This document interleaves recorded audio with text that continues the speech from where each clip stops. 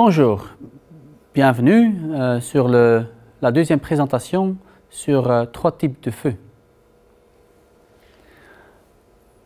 Souvenez-vous, prenez du papier, prenez un bic. À nouveau, de temps en temps, je vais poser quelques questions pour savoir qu'est-ce que vous en pensez, pour essayer de vous faire réfléchir. Par la suite, vous pouvez comparer votre réponse à ce que je vous raconte. Donc, on a vu le feu ventilé, on s'est posé la question, comment va-t-on traiter ce problème? Quelle est la méthode de travail? Un peu d'histoire. Donc, ce qu'on voit ici, c'est un feu de 1956, donc ça fait relativement ancien. Donc ici, ils appliquent une stratégie défensive et le tactique, c'est l'attaque par l'extérieur. Ils n'avaient pas autre chose à l'époque. À un certain moment, la technologie a évolué, les aéries sont devenues disponibles et alors on a pu changer la stratégie vers offensive et on a su utiliser l'attaque par l'intérieur comme tactique. Dans certaines villes, ça a débuté très tôt. On a un dessin en fait ici de Chicago en 1912 où ils avaient déjà un système qui rassemble à un aérie. Maintenant, si on rentre dans un bâtiment qui est en feu, dans un feu qui est dans sa phase de développement, on est en dessous d'une couche de fumée. En soit, ça nous pose quelques problèmes, parce que cette couche de fumée peut s'enflammer. Si ça se fait, l'impact sera énorme et dans le monde entier, il y a plein de pompiers qui sont décédés lors de leur progression vers le feu. Du coup, les Suédois, ils ont inventé dans les années 80 le refroidissement de fumée. Donc, comment va-t-on gérer un feu ventilé? On va entrer dedans, on va faire notre progression et on va refroidir les gaz. Le gas cooling, comme disent les Anglais. On va refroidir les gaz et l'objectif de refroidissement des gaz, c'est de créer un chemin d'attaque en sécurité. On entre quelque part et il faut parcourir un certain chemin avant qu'on arrive au point où on peut attaquer le foyer. Ce chemin-là, on veut le sécuriser et on va appliquer de l'eau dans la couche de fumée afin de réaliser cet objectif. À l'époque, on apprenait les impulsions courtes, de short pulse en anglais, et on est évolué vers des pulses longues, un peu plus d'eau, parce qu'on s'est rendu compte que les caissons d'exercice, c'est des volumes relativement petits, l'hauteur est fort limitée, tandis qu'en réalité, les feux dans nos volumes sont plus grands de temps en temps, et les volumes sont plus grands, surtout le plafond est peut-être 2,60 m au lieu de 2,30 m dans un caisson. Et donc la couche de fumée est plus épais et il faut utiliser plus l'impulsion longue, utiliser un peu plus d'eau. Au moment qu'on arrive à l'endroit où on peut attaquer le foyer, ça dépend si c'est un feu dans sa phase de développement. On va choisir pour une attaque directe, c'est-à-dire un jet bâton, et on va petit à petit mettre de l'eau sur le feu. Combien? Suffisamment pour éteindre le feu. Et d'une manière plus ou moins gentiment, une caméra thermique peut être une aide énorme là-dedans pour voir où il faut mettre, où c'est chaud en fait. Souvenez-vous du dessin qu'on a discuté dans la première présentation, où il y avait le dessin avec le bloc de combustible et les flèches noires qui représentaient le chaleur, le rayonnement vers le combustible, et les flèches blanches, c'était les gaz de pyrolyse, parce que le combustible était très chaud. En appliquant l'attaque directe, on va refroidir les blocs de combustible, on va refroidir leur température afin que la pyrolyse cesse. S'il y a plus S'il n'y a plus de nouvelles gaz qui montent, l'incendie va s'arrêter. Ça, c'est l'objectif, l'attaque directe, et c'est idéal pour un feu dans la phase de développement parce que le feu est localisé, soit visuel, soit sur la caméra thermique. On peut voir où est le foyer et le couvrir avec de l'eau, baisser sa température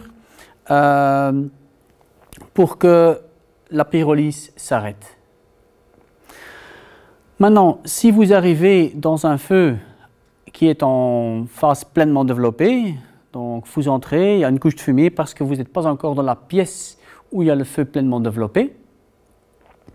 Vous avancez en refroidissant les gaz et vous arrivez à une porte d'une pièce qui est pleinement développée. Là, on va choisir une attaque indirecte. On va faire quelques os. On va introduire des gouttelettes dans cette pièce qui est remplie de flammes en fait. Et ces gouttelettes vont créer de la vapeur, vont absorber de l'énergie, ils vont couper le feu. Par la suite, on devra switcher vers une attaque directe parce que les combustibles qui se trouvent dans cette pièce sont toujours très chaudes. Et si on ne fait rien, la vapeur qui est créée va quitter via l'ouverture, l'air frais va rentrer et le feu va reprendre. Quelques vidéos pour montrer comment ça fonctionne.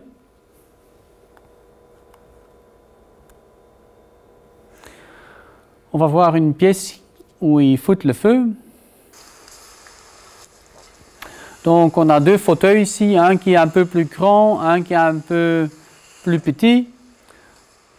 Un armoire avec quelques livres, un téléviseur. On a beaucoup de ventilation. La pièce a c'est-à-dire une très grande fenêtre ouverte. Et le feu propage, il évolue vers flashover. Regardez la pyrolyse ici, même le tapis est en train de pyrolyser. Flashover est très proche maintenant. Il y a le rollover ici et maintenant le flashover a commencé pendant quelques secondes. Maintenant toute la pièce commence à brûler. Les gaz brûlent, le volume est rempli de gaz brûlant, c'est-à-dire des flammes. La télévision pète et maintenant un pompier va attaquer le feu avec une attaque indirecte.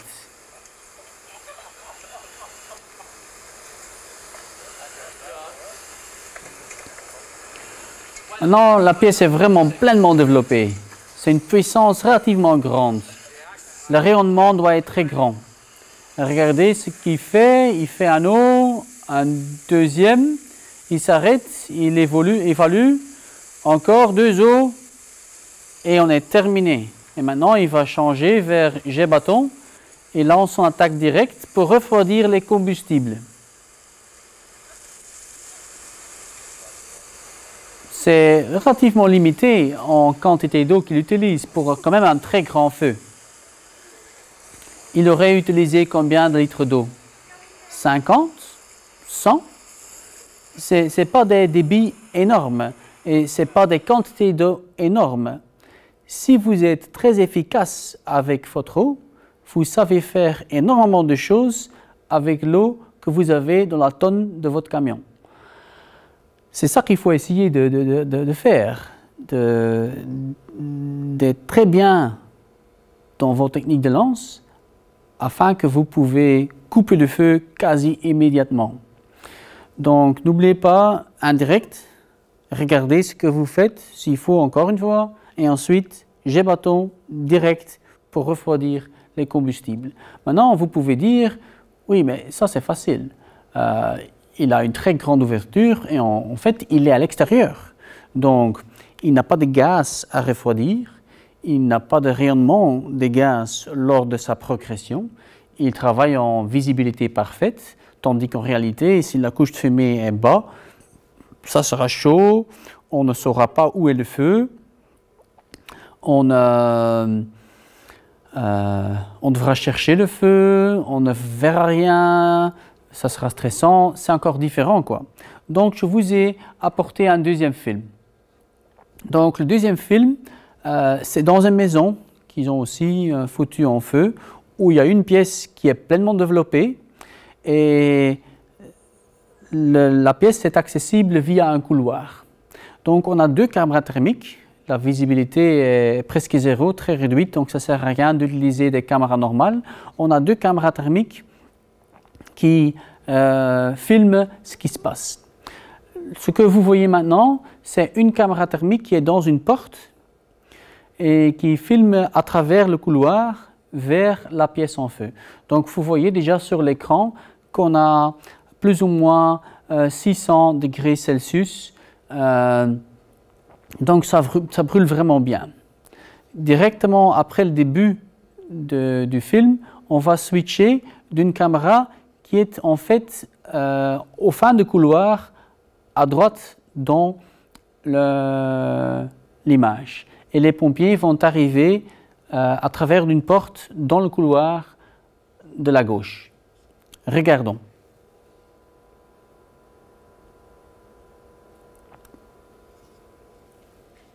Donc, une vue sur le feu, température relativement élevée. Maintenant, on est switché. Le feu est maintenant sur notre droite. On voit les flammes et les gaz qui sortent dans le couloir. Cette caméra s'exprime en Fahrenheit. On voit les gars qui sont entrés et qui donnent des impulsions, un plus court, un plus long, encore un plus long. Vous voyez l'effet que ça a sur les gaz qui sortent. Ils regardent la caméra thermique pour déterminer vers où on va. Ils refroidissent les fumées, Maintenant, on va switcher vers la première caméra. On voit les arriver. C'est chaud, hein? Ils sont presque dans la sortie des gaz et l'attaque indirecte. Boum, terminé. Encore un. Ouais, pour refroidir. C'était un O5 là. Et maintenant, ils sont en train de nettoyer leurs écrans. Leur visière, l'écran de caméra, regarder où c'est chaud et avec une attaque directe, ils refroidissent les points chauds. Donc ils regardent l'écran du caméra, c'est le boulot du numéro 2, de lui montrer où se trouvent les points chauds et depuis de la porte, ils refroidissent les combustibles pour vérifier que le feu ne reprend pas, pour garantir cela.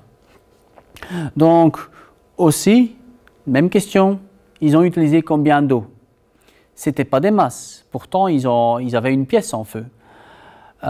Deuxième question, ça a pris combien de temps pour passer le couloir? On parle de 5 mètres plus ou moins, d'avancer 5 mètres en zéro visibilité, quand même une certaine température qu'ils doivent sentir, chercher avec leur caméra thermique vers où aller, avancer le tuyau, attaquer le feu avec un jet pulvérisé, faire 2 eaux, encore un, ensuite jet bâton pour l'attaque directe. Ça a pris combien de temps? Et est-ce que nous tous sommes capables de faire ça avec la même vitesse? Donc c'est pour ça qu'on doit faire suffisamment d'exercices à l'école du feu afin de maîtriser ces techniques pour savoir couper le feu avant qu'une deuxième pièce s'embrase. Une autre approche, pas toujours d'application, mais si on a un feu pleinement développé et les flammes sortent à travers une fenêtre qui est joignable par nous, si on peut appliquer de l'eau depuis de la rue vers cette fenêtre, on peut appliquer la tactique attaque transitoire.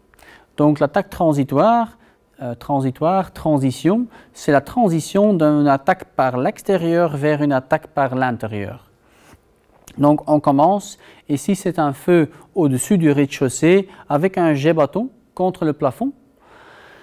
Jet bâton contre le plafond, le but c'est que ça se fait très courte, jusqu'au moment que les flammes s'éteignent. S'il n'y a plus de flammes, il ne faut plus donner de l'eau. Ouais. Si on continuerait à donner de l'eau après que les flammes sont abattues, ça va générer vachement trop de vapeur et ça peut créer des problèmes. Donc, feu pleinement développé, ouverture joignable, une attaque en jet bâton s'il s'agit d'un niveau supérieur. Au rez-de-chaussée, on peut attaquer d'une manière indirecte avec des eaux et très courte. C'est hyper important de faire ça très courte. Dès que les flammes s'arrêtent, on arrête l'attaque. Tout cela est suivi par une attaque par l'intérieur classique pour gérer le feu, pour l'éteindre, pour commencer le déblai, pour être sûr que ça ne recommence pas. Dans un diagramme, la situation est la suivante. Donc la ligne rouge que vous voyez ici, c'est la courbe d'un feu ventilé. La courbe d'un feu ventilé qui brûle avec sa face pleinement développée, et la ligne bleue, c'est l'effet d'une attaque extérieure. Donc on va couper la puissance, du coup les températures dans la pièce vont diminuer. Il y a de la vapeur qui est créée, tout est un peu refroidi. Le feu, en fait, il doit recommencer. Et il va le faire. Les vapeurs, comme avec une attaque indirecte, les vapeurs vont sortir, l'air frais va rentrer, tout est encore chaud car il n'y a pas encore eu une attaque directe sur le foyer.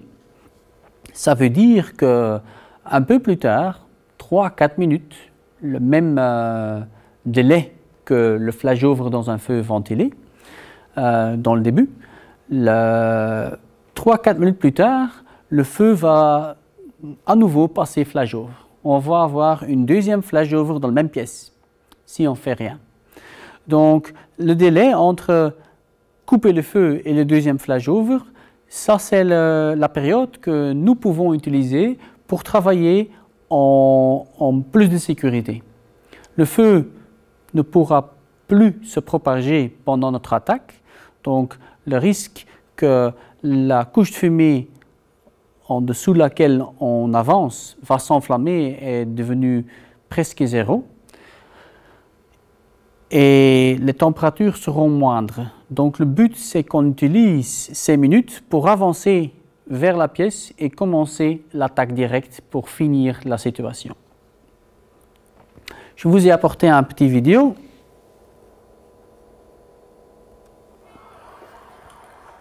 Je pense que c'est une vidéo des pompiers de Londres. C'est une pièce très grande, une pièce commerciale.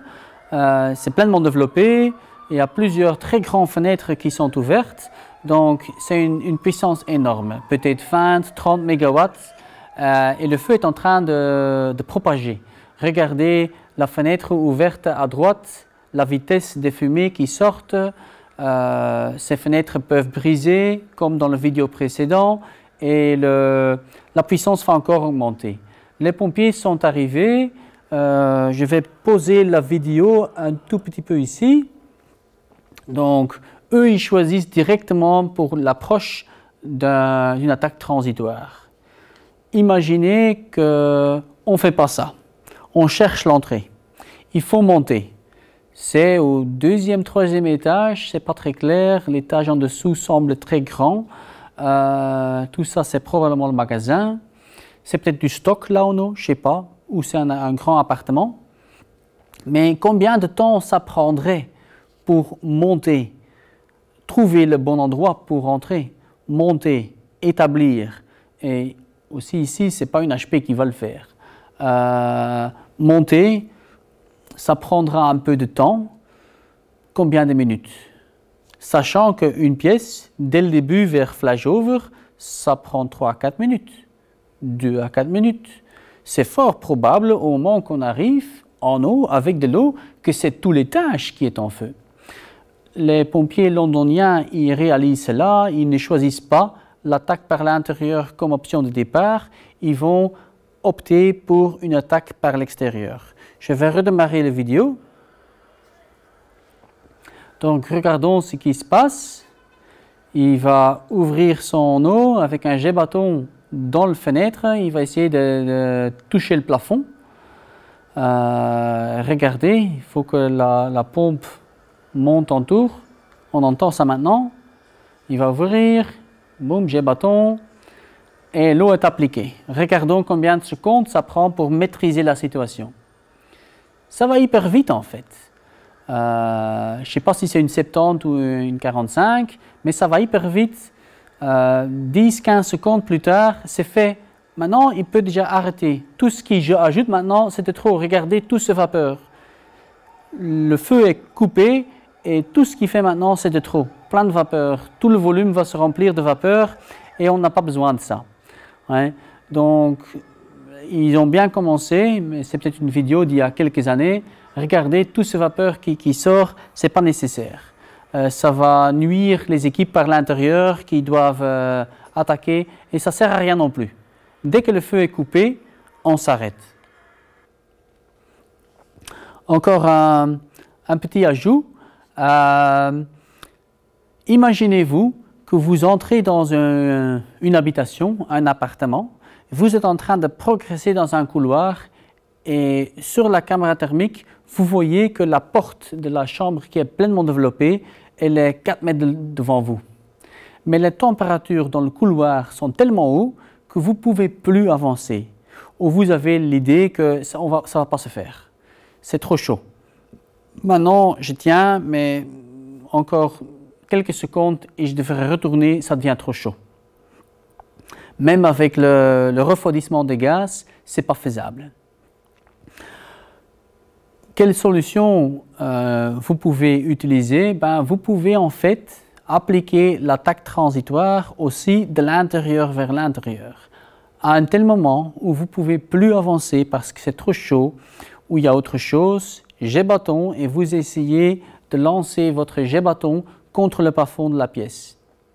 Dépendant de la géométrie où se trouve la porte par rapport au combustible, c'est possible que vous pouvez réaliser un effet semblable. Si vous arrivez à couper le feu, les températures, ça va diminuer relativement vite et vous pourrez avancer vers la porte pour terminer. Donc, comme méthode finale, c'est quelque chose qui pourrait fonctionner. Et donc, avant que vous décidez de replier, jet bâton contre le plafond et sur la caméra thermique, vous allez voir immédiatement si ça a un effet ou pas. Tenez compte du fait que ça pourrait avoir pas d'effet.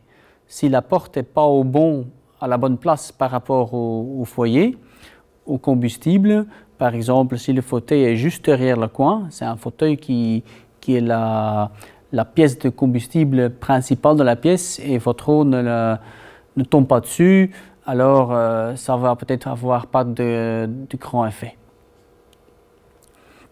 Ok, jusqu'à maintenant, on a vu un type de feu. Le feu ventilé, on a vu le problème d'un feu dans la phase de développement et l'autre problème du feu qui est pleinement développé. Tout ça, c'est le feu ventilé. Et on a vu plusieurs approches pour gérer cette situation. Maintenant, on va voir un deuxième type de feu. Regardons un peu de ce qui s'est passé dans le monde dans les décennies qui sont passées. Donc, il y a une influence de la géopolitique sur le comportement du feu. C'est dingue, mais c'est comme ça. Donc, dans les années 60-70, il y a eu quelques guerres entre Israël et les pays voisins qui sont arabes et qui ont d'autres idées. Israël a gagné ces deux guerres et le monde arabe était furieux et une réaction, c'est qu'ils ont fermé le robinet de l'huile. L'huile est devenue vachement plus chère et ça a eu un effet chez nous. Un effet principal, c'est soudainement, ça devient coûteux de chauffer nos maisons. La conséquence, c'était le deuxième grand changement au niveau du comportement du feu, c'était le double vitrage. Simple vitrage était le standard jusqu'à ce moment-là. Ensuite, on a connu le double vitrage et le comportement du double vitrage comparé à simple vitrage à l'incendie est fort différent. Simple vitrage, dès qu'on a une différence de température de 150 degrés entre l'intérieur et l'extérieur, il y a des fissures et ça tombe. Le feu crée sa propre ventilation, tandis que double vitrage, c'est rare que les deux couches de verre sont brisées. Souvent, il y en a une couche qui est brisée, mais la deuxième reste en place. ça veut dire que le feu n'arrive pas à gérer son propre ventilation. Quand on arrive, c'est toujours fermé. Un feu a besoin de ventilation, donc qu'est-ce qui se passe? Le feu voudrait suivre la courbe pointillée rouge, mais il n'y arrive pas. Donc au lieu, il passe vers la courbe grise. À un certain point, en anglais, ça s'appelle le FCVC point. Donc le point où ça passe de contrôlé par le combustible vers contrôlé par la ventilation. Le feu est forcé de suivre une autre route au niveau de température, au niveau de puissance. La définition d'un feu sous-ventilé, c'est un feu qui devient contrôlé par la ventilation avant flashover. Une photo, ça pourrait être un tel feu.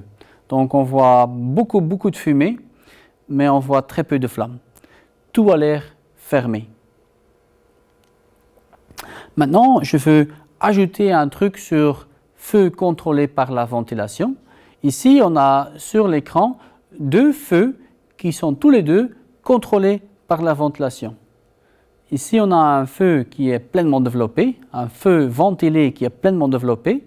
Souvenez-vous d'avant que ce feu, il est contrôlé par la ventilation et celui-là, il l'est aussi. La différence, c'est le moment où le feu est devenu contrôlé par la ventilation. Avec un feu pleinement développé, c'est après flashover. Avec un feu sous-ventilé, c'est avant. Ça, c'est la distinction. Donc, entre-temps, on a vu deux types de feux. Le feu ventilé et le feu sous-ventilé. Avec le feu ventilé, on s'est posé la question, est-ce que ce feu, il s'agit de la même manière tout le temps? Même question pour le feu sous-ventilé. Réfléchissez pendant quelques secondes, est-ce qu'il y a des variations possibles?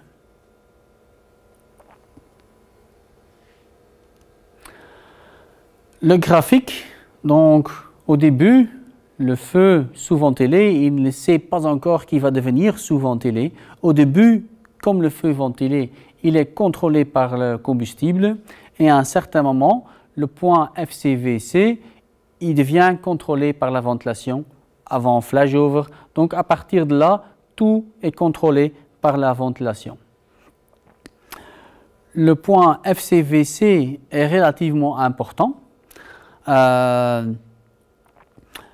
Donc, au moment que l'alimentation en air ou la quantité d'air disponible dans la pièce n'est plus suffisant pour soutenir la montée en puissance, le feu va passer son FCVC point.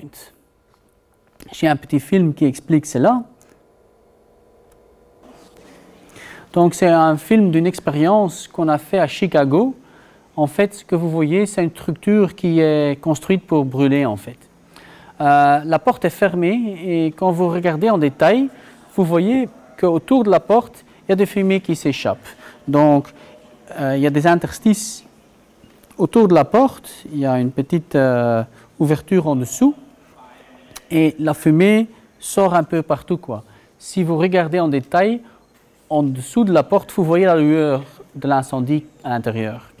Ils ont foutu le feu à un grand canapé, donc le feu est en train de prendre puissance, de consommer l'oxygène, donc il y a une grande production de fumée, la couche de fumée descend.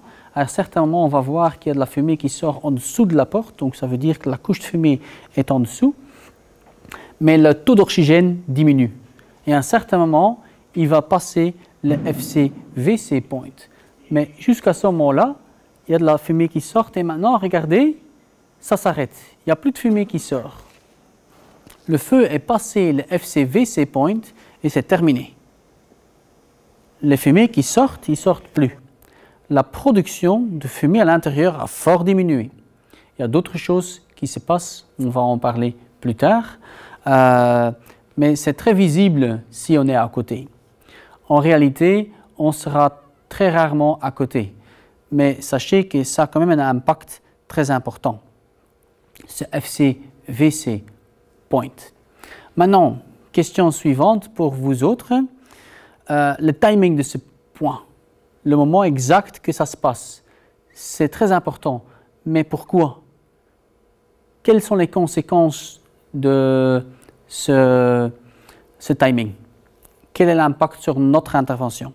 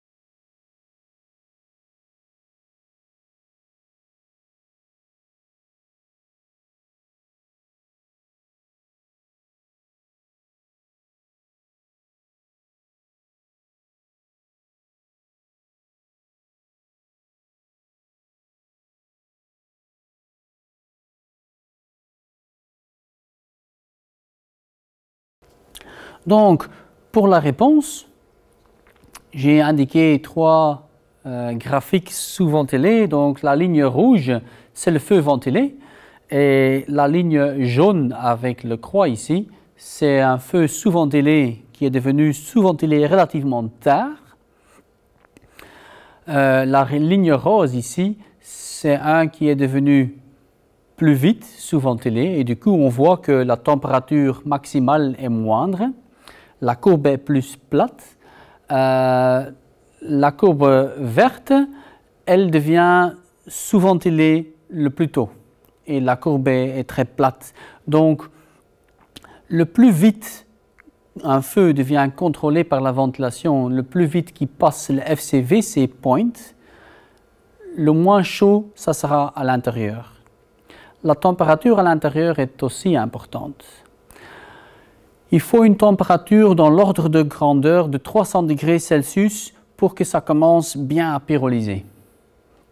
Si le feu il devient contrôlé par la ventilation tellement vite que la température ambiante n'arrive pas à 300 degrés, on va avoir un feu qui va s'étouffer tout seul. Et relativement vite, on aura une situation où les pompiers arrivent, ils ouvrent la porte, il n'y a plus rien, quoi. On voit qu'il y a eu un feu, c'est noirci un peu partout, il y a peut-être beaucoup de dégâts, mais il n'y a plus rien qui se passe parce que le feu s'est éteint tout seul. C'est fort différent quand on a par exemple la courbe jaune. On sait des expériences qu'on peut avoir jusqu'à 1000 degrés Celsius au-dessus du foyer avant que les températures s'écroulent faute d'oxygène. 1000 degrés Celsius, c'est énorme. Mais ça veut dire que si vous ouvrez la porte, il y a peut-être encore 500 degrés Celsius dans la pièce. Ça veut dire qu'il y a plein de gaz de pyrolyse. Qu'est-ce qui manque? L'oxygène. Et si nous ouvrirons la porte, alors l'air frais rentre, et c'est ça qui manque, et le flageover induit par la ventilation va suivre. Donc il y a 2 points qui sont importants. Quand le feu passe de contrôler par le combustible vers la ventilation, ça c'est le premier point, le plus tôt, le plus sûr. Et quand nous arrivons, si c'est encore très chaud, on va avoir une réaction très violente s'il y a plein d'air qui rentre dans la pièce. Si on arrive relativement tard par rapport à l'ignition, les températures sont basses, alors la réaction du feu sera beaucoup plus lente. On a déjà vu 2 types de feux. On a discuté de celui-là ici, le feu sous-ventilé. Maintenant, c'est aussi possible d'avoir un tel type de feu dans une pièce qui a une petite ouverture, environ ça, peut-être un quart mètre carré, un demi-mètre carré, quelque chose dans cet ordre de grandeur, à mi-hauteur plus ou moins. La couche de fumée va descendre. Dès que la couche de fumée a descendu en dessous de la fenêtre, cette fenêtre va devenir une exutoire. Plus d'air frais va rentrer. Ça veut dire que si c'est la seule ouverture, le feu va manquer de l'oxygène, sa puissance va diminuer, moins de fumée sera produite, la couche de fumée va monter, il y a de l'air frais qui va rentrer à travers la fenêtre, plus de puissance, plus de gaz chaud, la couche de fumée va redescendre, l'arrivée de l'air frais est arrêtée et on arrive à cette courbe ondulée. C'est une possibilité. Ce qu'on voit à gauche en bas, c'est un feu qui est sous-ventilé très vite et qui s'éteint tout seul. Ça aussi, on va avoir de plus en plus. Maintenant, l'approche des feux pareils. On a plusieurs possibilités. Il y a toujours la possibilité de faire une attaque par l'intérieur, mais il faut le combiner avec une forme d'antiventilation. Il faut essayer d'éviter qu'il y ait de l'air frais qui rentre. La stratégie est toujours offensive et on va attaquer par l'intérieur. Une autre option, c'est qu'on utilise un engin comme le Cobra ou une piercing nozzle, une lance perçante, je ne sais pas comment ça se dit en français, désolé. Donc, où il faut faire un trou avec une foreuse et ensuite on met la lance dedans. On va refroidir, créer de la vapeur. Ensuite, on va ventiler et par la suite, on va attaquer le feu. Donc là aussi, la stratégie est offensive et on commence avec une attaque par l'extérieur suivie par une attaque par l'intérieur. Donc, un piercing nozzle, comme on dit en anglais, ça s'applique comme ça. Donc ici, on a un caisson qui produit des backdrafts.